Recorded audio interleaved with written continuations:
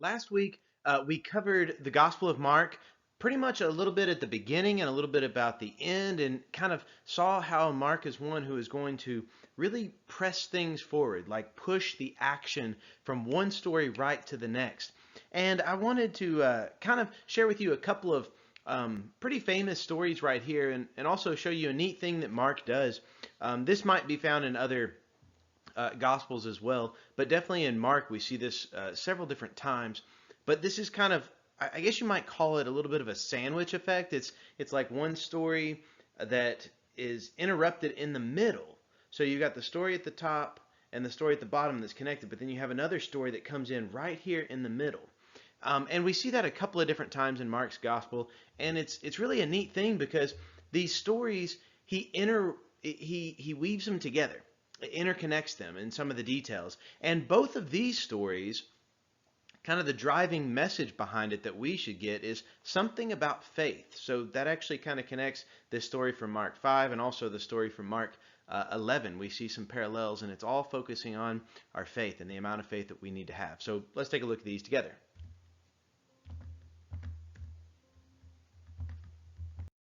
The first of the sandwich of stories that we're going to be looking at is kind of, it's a miracle within another miracle. And this comes from Mark chapter 5, verses 21 through 43. Now, I know it's quite a few verses, and this is probably going to be the bulk of what we're going to look at. In fact, we're mainly going to be looking at these two miracles.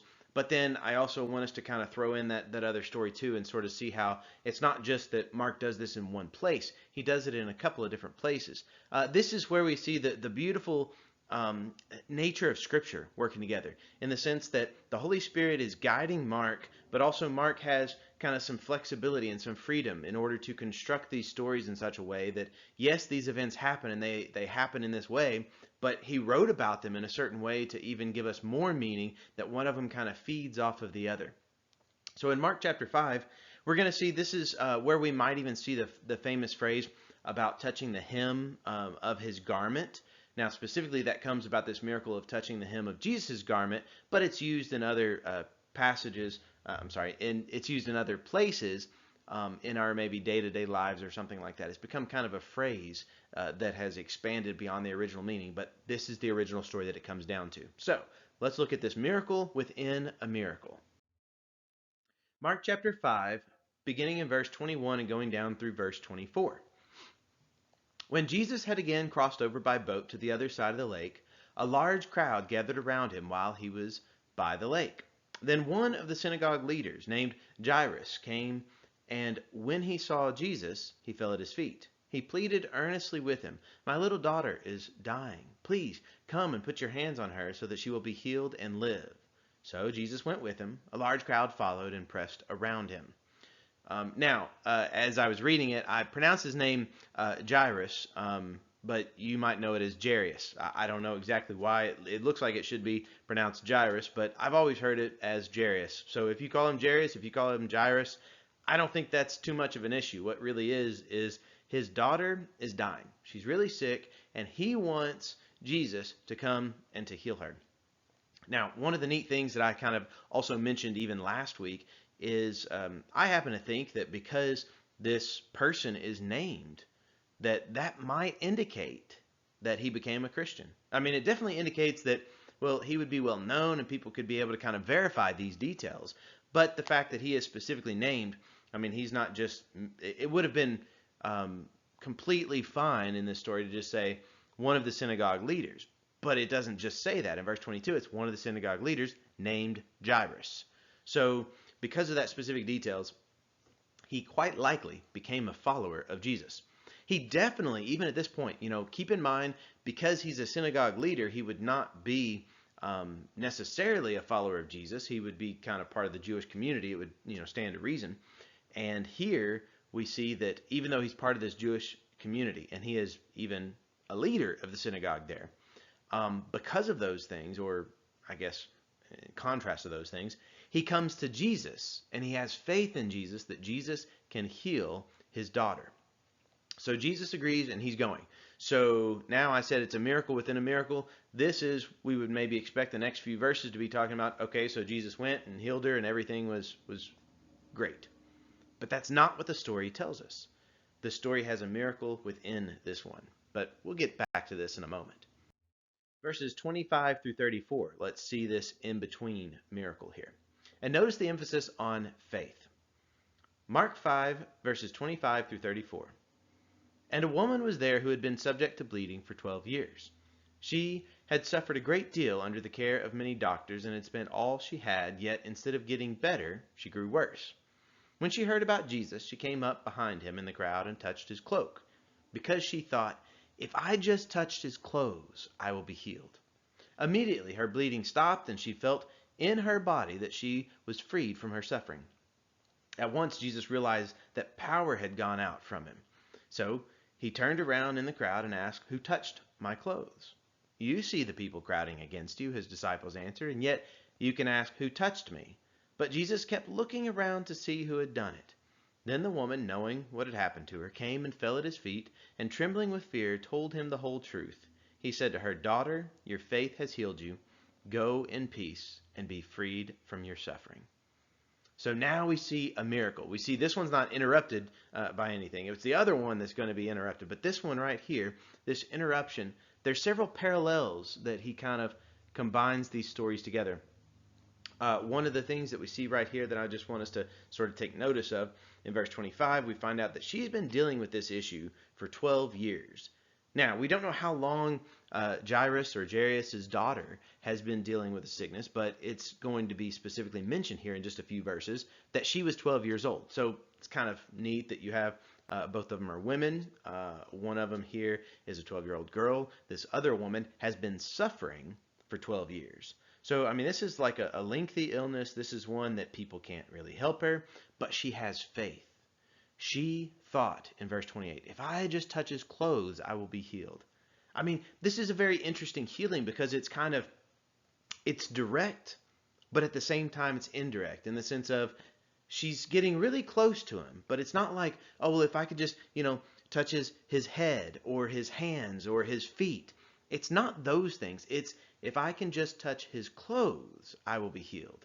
And, we know this as the hem of the garment or the edge of the garment. And perhaps that might be how we even might reference this story without even necessarily knowing it or without thinking about it. We might hear that phrase. And maybe you've heard that phrase.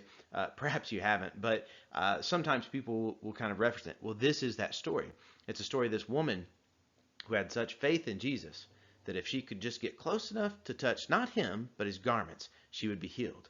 And he responds to her in verse 34, your faith has healed you. Go in peace and be freed from your suffering. So obviously she experienced this freedom. She experienced this healing. And this healing came because of her willingness to have faith in God and specifically have faith in Jesus, the Son of God. So this is the miracle that interrupted the other one. But now, if you want to look at it, this is kind of like the meat in the sandwich. So now we're going to go to the other slice of bread, so to speak. Maybe I'm taking that analogy a little bit too far, but let's go back to Jairus' daughter and let's see her healing. Before we get to that healing, though, we see kind of some negative news. We actually see it's going to be perhaps a little bit more of a miracle than what we might have thought because she's died. Mark chapter 5, verses 35 through 43. While Jesus was still speaking, some people came from the house of Jairus, the synagogue leader. Your daughter is dead, they said. Why bother the teacher anymore? Overhearing what they said, Jesus told him, don't be afraid, just believe. He did not let anyone follow him except Peter, James, and John, the brother of James. When they came to the home of the synagogue leader, Jesus saw a commotion with people crying and wailing loudly. He went in and said to them, why all this commotion and wailing? The child is not dead, but asleep. But they laughed at him. After he put them all out, he took the child's father and mother and the disciples who were with him. He went in where the child was. He took her by the hand and said to her, Talitha koum, which means, little girl, I say to you, get up. Immediately the girl stood up and began to walk around. She was 12 years old. At this, they were completely astonished. He gave strict orders not to let anyone know about this and told them to give her something to eat. There's so many things about this story that I definitely love, but we see that it's one of faith. It's not one that is dependent upon the faith of the little girl. The little girl at this point, she's not only just sick, she has actually died. And at this point in the story, if this is your first time of listening to it, you might wonder, well, why was Jesus delayed? Why did he do that miracle instead of just coming and helping this girl like what he said he would? But we find out that whenever she does die, that Jesus knows that's not the end. He says it's not the end. So now, not only do we see that Jesus has power over sicknesses that have been going on for 12 years, but we also see that Jesus has power over kind of what we would consider sort of the ultimate sickness in the sense of death itself. This is one of the few people that Jesus actually brings back from the dead.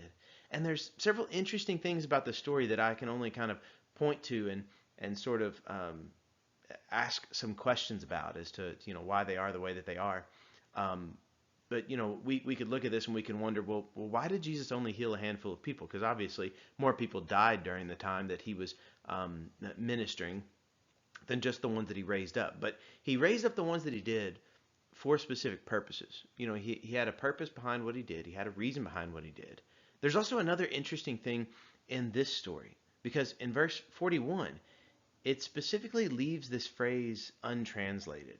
And then it gives us the translation, little girl, I say to you, get up. That might be the same type of thing that, okay, if Jairus was waking up his daughter in the morning to go to school or whatever the case, he might say to her, he might kind of shake her just a little bit and say, little girl, I say to you, get up. It's the same type of thing that we might say to just wake somebody up from sleep. And Jesus is saying this to this little girl. But yet, she's not just asleep. She's died. But Jesus has so much power that, he speaks about her being asleep, not dead. He speaks about her being asleep, even though she was dead. But here in this passage, we see the power that Jesus has. The power that he can just kind of wake her up, just kind of nudge her a little bit, take her by the hand, and she's raised up.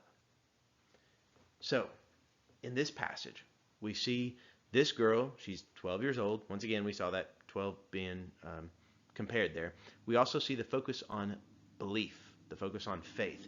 In verse 36, whenever they get news and they kind of discourage Jairus from continuing on to bother Jesus, Jesus told him in verse 36, don't be afraid, just believe.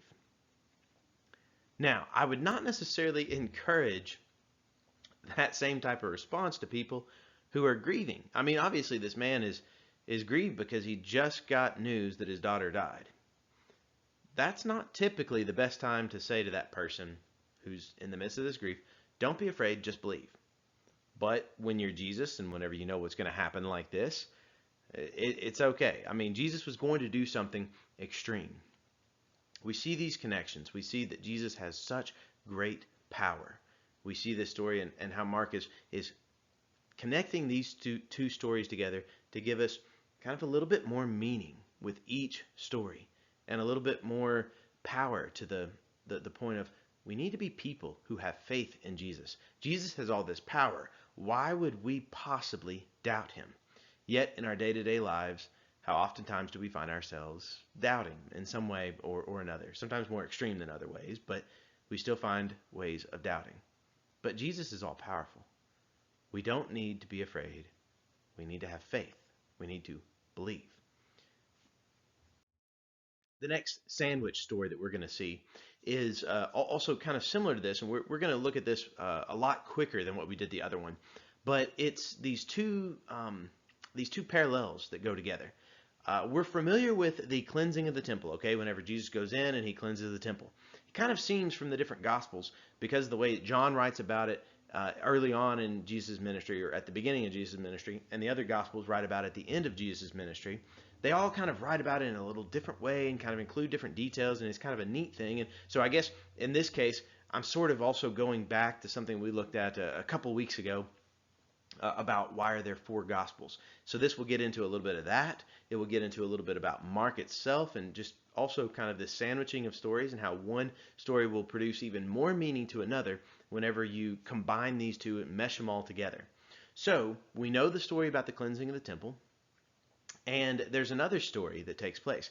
It's the cursing of the fig tree. It's kind of an odd story, I'll give you that. But in Mark's gospel, I guess one of the things that I really like about Mark's gospel is, to me at least, he's got the best explanation for why Jesus cursed the fig tree and then the cleansing of the temple. Like, these two stories, they seem like they're not connected, but in Mark's gospel, they are, because look at him going back and forth between these two stories. So in Mark chapter 11, verses 12 through 14, now we have skipped a lot, so we're going to read, the next day. Okay, that doesn't mean the next day after he just, healed the woman and after he healed Jairus' daughter. Okay, we skipped a lot. We're at the end of Jesus' ministry pretty much. So Mark chapter 11, verses 12 through 14. The next day, as they were leaving Bethany, Jesus was hungry. Seeing in the distance a fig tree in leaf, he went to find out if it had any fruit. When he reached it, he found nothing but leaves, because it was not the season for figs. Then he said to the tree, "May no one ever eat fruit from you again." And his disciples heard him say it. Now, it's just kind of a weird thing, and we see this story, and we're like, okay, why is Jesus cursing this fig tree, and what's going on? If it's not the right season, why is he expecting it? It's my understanding from fig trees and how they work is whenever they are in leaf, that means that they should have fruit. So this is a fig tree that what we see from the outside is this tree that looks like, from all indication, that it should be bearing fruit. But for whatever reason, it's not. And that's why Jesus kind of pronounces this curse. And he says, "May no one ever eat fruit from you again." So his disciples heard that. And, I don't know. What is Jesus doing right there? His disciples probably didn't know. They were just like, that's just one of these weird things that Jesus is doing. And they just continued on with their everyday lives. Little did they know, and the way that Mark kind of tells us about it, this is connected to the story that they are about to experience. Let's look at that story. Mark chapter 11, verses 15 through 19. On reaching Jerusalem, Jesus entered the temple courts and began driving out those who were buying and selling there. He overturned the tables of the money changers and the benches of those selling doves, and would not allow anyone to carry merchandise through the temple courts. And as he taught them, he said, "Is it not written, 'My house will be called a house of prayer for all nations'? But you have made it a den of robbers." The chief priests and the teachers of the law heard this and began looking for a way to kill him, for they feared him, because the whole crowd was amazed at his teaching. When evening came, Jesus and his disciples went out of the city. Okay, so here we see Mark records very familiar, just kind of cleansing of the temple. Yes, there's a lot that's going on right here. And if we so choose to see it, as Mark is, I believe, as Mark is telling us and giving us more meaning behind all of these things, what Jesus sees whenever he goes to the temple is he sees, so to speak, a fig tree with leaves. From the outside, everything about the temple looks like it should be producing fruit. But for whatever reason, it's not producing the right type of fruit at this time. So we see a fruit tree that's not bearing fruit. And we see kind of the possibility of a curse or negative things coming by the hand of Jesus. So we see this cleansing of the temple taking place, and now it's connected with this fig tree thing. But we're not finished with the fig tree story yet. This is the in-between. This is kind of the intermission, the interlude, the interruption, however you kind of want to look at it. I don't know if that kind of interruption would be the best thing, because these little inserts here, they give better meaning, more meaning to both stories, I believe. So right here, the cleansing of the temple, Jesus said enough is enough, and he drives them out. So they go out of the city, and then we go back to the fig tree. Notice this. In Mark chapter 11, verses 20 through 25. In the morning, as they went along, they saw the fig tree withered from the roots. Peter remembered and said to Jesus, "Rabbi, look, the fig tree you cursed has withered." "Have faith in God," Jesus answered. "Truly I tell you, if anyone says to this mountain, 'Go throw yourself into the sea,' and does not doubt in their heart, but believes that what they say will happen, it will be done for them. Therefore I tell you, whatever you ask for in prayer, believe that you have received it, and it will be yours. And when you stand praying, if you hold anything against anyone, forgive them, so that your Father in heaven may forgive you your sins." So now we go back to the fig tree. They go back to it, they see it, he cursed it, they knew it, they heard it, and it's withered. Now, we notice that it's the same type of thing that's going on with the temple. The temple was just like the fig tree.